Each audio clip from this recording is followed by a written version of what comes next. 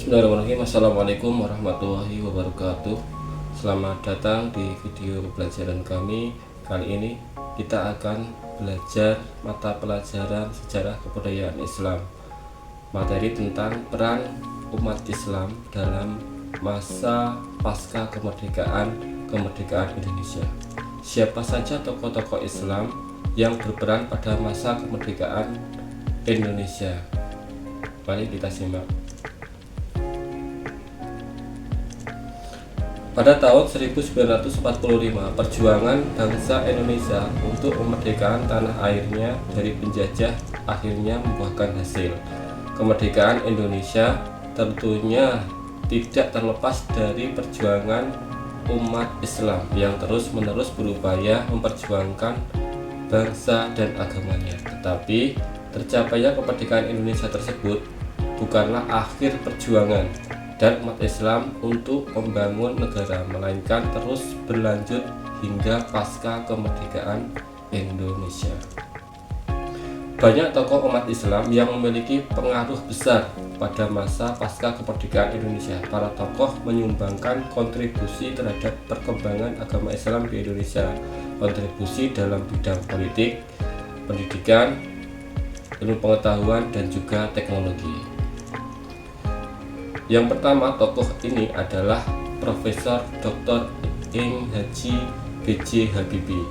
Beliau adalah salah satu tokoh berpengaruh dalam sejarah Indonesia. Nama lengkapnya adalah Bahrudin Yusuf Habibie. Lahir pada tanggal 25 Juni 1936 Parepare, Sulawesi Selatan. Beliau wafat pada tanggal 11 September 2019 di Jakarta. Ada beberapa hal penting tentang beliau. Yang pertama adalah beliau merupakan presiden ketiga Indonesia, menggantikan Soeharto setelah pengunduran dirinya. Yang kedua, B.J. Habibie adalah ahli teknologi penerbangan. Dikenal luas sebagai insinyur yang jenius. Ia pernah menjabat sebagai direktur teknologi di perusahaan Jerman. Yang ketiga, B.J. Habibie menjadi Menteri Riset dan Teknologi selama 20 tahun sebelum menjadi Wakil Presiden dan kemudian menjadi Presiden yang ketiga Republik Indonesia. B.J. Habibie, beliau berperan penting dalam demokrasi Indonesia, termasuk kebebasan pers, memperkenalkan multipartai, mempersiapkan pemilu demokratis pasca Orde Baru. Selain jenius, beliau juga dikenal sangat romantis, terutama terhadap istrinya yang bernama Hasri Ainun Habibie, yang kisah cintanya diangkat sebagai film Habibie dan Ainun. Kemudian tokoh yang kedua adalah Kyai Haji Abdurrahman Wahid, Gus Dur. Beliau adalah salah satu tokoh paling karismatik dan berpengaruh dalam sejarah Indonesia, terutama dalam hal keagamaan, kebudayaan, dan demokrasi. Kyai Haji Abdurrahman Wahid lahir pada tanggal 7 September 1940 di Jombang, Jawa Timur. Wafat pada tanggal 30 Desember 2009 di Jakarta.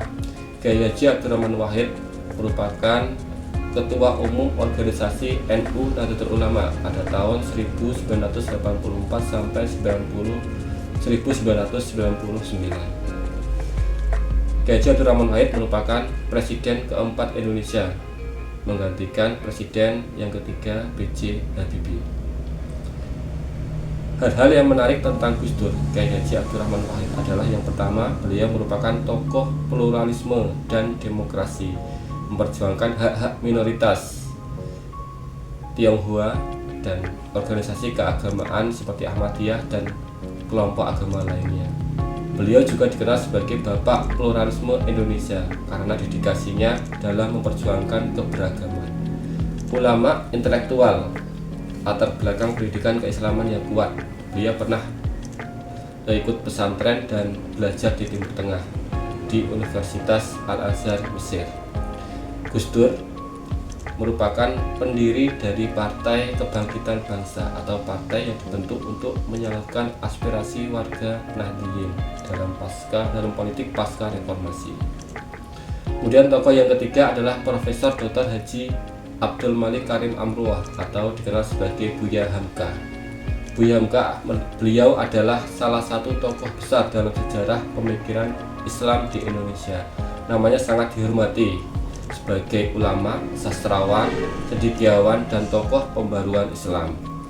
Buya Hamka lahir 17 Februari 1908 meninjau Sumatera Barat. Beliau wafat pada tanggal 24 Juli 1981 di Jakarta. Asal Minangkabau dan gelar Buya, sapaan kehormatan di Minangkabau untuk orang berilmu atau ulama. Kiprah keislaman dan pemikiran Buya Hamka yang pertama adalah ulama dan musafir.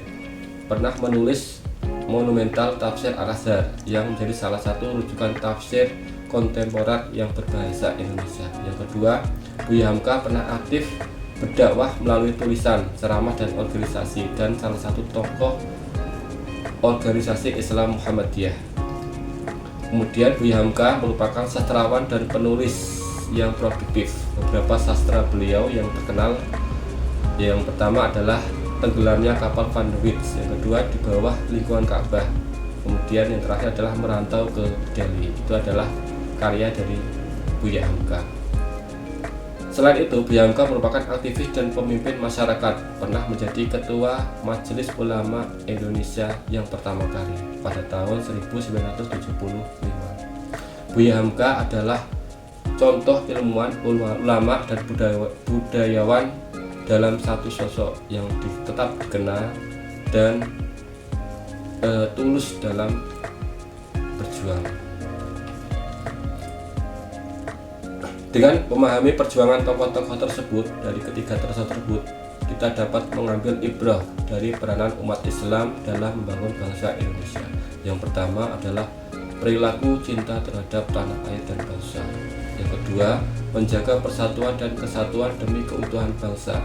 Semangat ini kita lihat dari Presiden keempat Kiai Haji Abdurrahman Wahid, ya, pernah berupaya untuk menjaga keutuhan bangsa, mempertahankan daerah-daerah agar tidak melepaskan diri dari Indonesia, menjaga bangsa Indonesia dari perpecahan dan permusuhan.